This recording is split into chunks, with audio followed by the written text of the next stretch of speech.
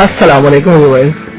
आज हम आपको अपने एक इंफॉर्मेशनल टूर के बारे में बताते हैं जो हमने किया 132 केवी सब स्टेशन सैटेलाइट टाउन में, जिसके लिए हम सबसे ज्यादा मशहूर हैं अपने college Swedish group of technical education, हमारे प्रिंसिपल सर माजिद अफजाल और ऑफ कोर्स हमारी टीचर सर तारिका, जिनकी वजह से ये टूर सक्सेसफुल रहा।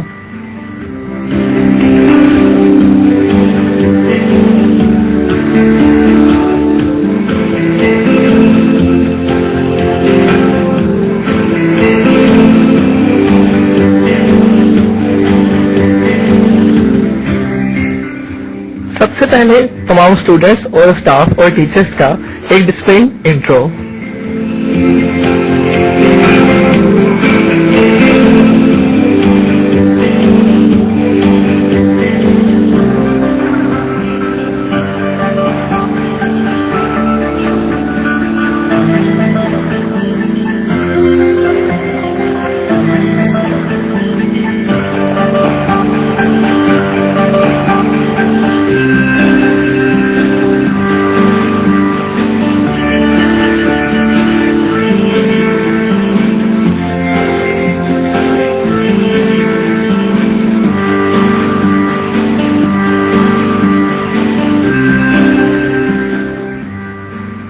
सबसे पहले हमने क्वेश्चन किया कि 132 केवी की पावर लाइन कैसे आती है, उसे कैसे कनेक्ट करते हैं और कैसे ऑपरेट करते हैं, जिस पर हमें वहां के गाइड ने बताया कि 132 केवी की लाइन जब यहाँ पर आती है तो सबसे पहले उस पर कुछ डिवाइसेस कनेक्ट की जाती हैं, जैसे सर्किट ब्रेकर और आइसोलेटर। सबसे पहले लाइन आइसोलेटर कनेक्ट किया जाता है।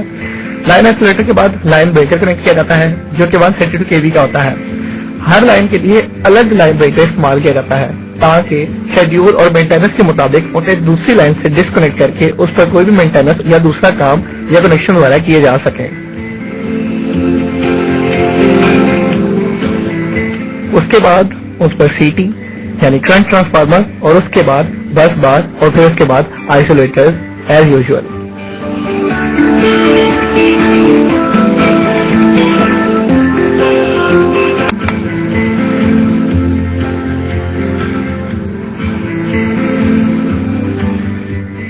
इसके बाद हमारे टीचर ने हमें बताया कि आइसोलेटर्स के कुछ फायदे होते हैं। सबसे पहला फायदा आइसोलेटर का ये कि जब लाइन को दूसरी ट्रांसमिशन से डिस्कनेक्ट करना हो, उस पर कोई मेंटेनेंस या कोई भी काम करना हो, तो उसके लिए सबसे पहले आइसोलेटर के सर्किट को ओपन किया जाता है।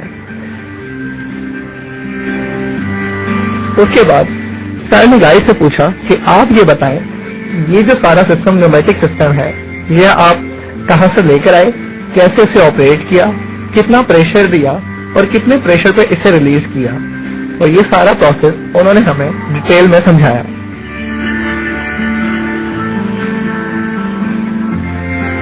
उन्होंने बताया कि सबसे पहले लाइन के लिए हर लाइन के लिए अलग आइसोलेटर इस्तेमाल किए जाते हैं जो कि मैनुअली ऑपरेटेड होते हैं। किसी भी लाइन की मेंटेनेंस या कोई भी दूसरा काम करना हो या उसे दूसरी लाइन से अलग करना हो तो इसके लिए आइसोलेटर और सर्किट ब्रेकर को ओपन कर दिया जाता है।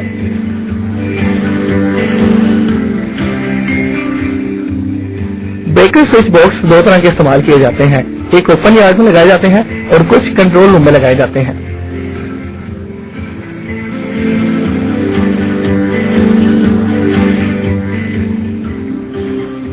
ब्रेकर स्विच ज्यादातर मैनुअली ऑपरेटेड तौर पर इस्तेमाल किए जाते हैं। ऑटोमेटिक इसलिए इस्तेमाल नहीं किए जाते कि अगर लाइन में जरा सी भी फ्रिक्वेंसी की वजह से कमी या ज्यादती हो जाए तो ऑटोमेटिक स्विच उसे ऑटोमेटिकली ऑफ कर देते हैं, जो कि इतना बड़ा रीजन नहीं होता कि ट्रांसमिशन लाइन को ऑफ कर दिया जाए, जिसकी वजह से इलेक्ट्रिक सप्लाई ज्यादातर मुअत्तल रहती है। इस वजह से यहाँ पर मैनुअली ऑपरेट स्विच को ज्यादा तरजीह दी जाती है।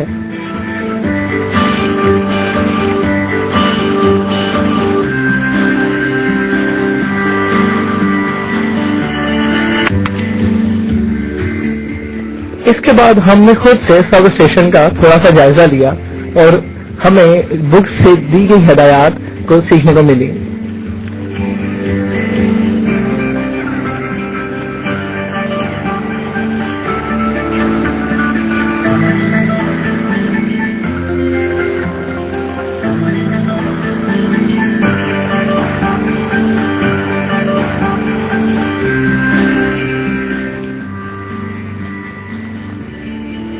सिस्टम की लाइन में कई जगहों पर इलेक्ट्रिक सप्लाई की कुछ खसूसियात को हंसते हुए तब्दील करना जरूरी होता है। मसलन एसी वोल्टेज को डीसी में तब्दील करना, फ्रीक्वेंसी और पावर फैक्टर वगैरह को बदलना।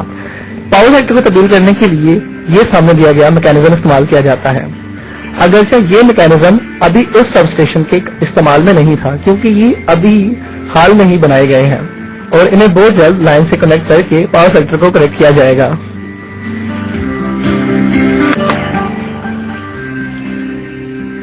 ट्रांसफार्मर एक ऐसी स्टैटिक डिवाइस होता है जिसके जरिए इलेक्ट्रिकल पावर को बगैर फ्रीक्वेंसी तब्दील किए एक सर्किट से दूसरे सर्किट में तब्दील किया जा सकता है।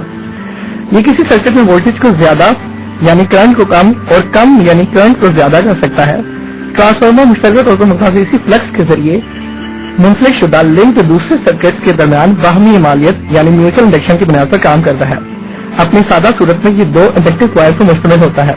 ये कॉइल बरकी तौर पर इलेक्ट्रिकली एक दूसरे से अलग होती है, मगर मकनातीसी तौर पर कम मकनातीसी मज़ामत के जरिए आपस में जुड़ी होती हैं।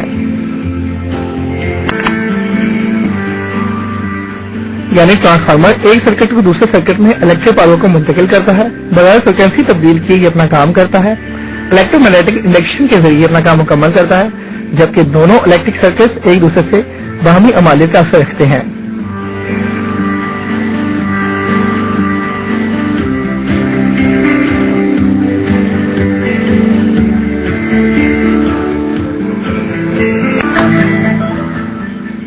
बैटरी रोल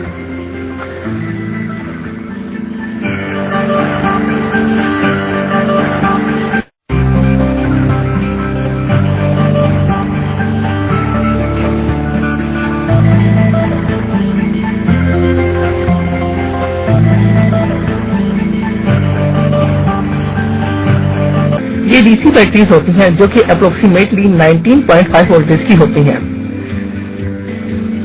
रेक्टिफायर्स को सप्लाई देने के लिए भी सप्लाई इसी रूम से दी जाती है। इस रूम के टेम्परेचर का भी खास ख्याल रखा जाता है।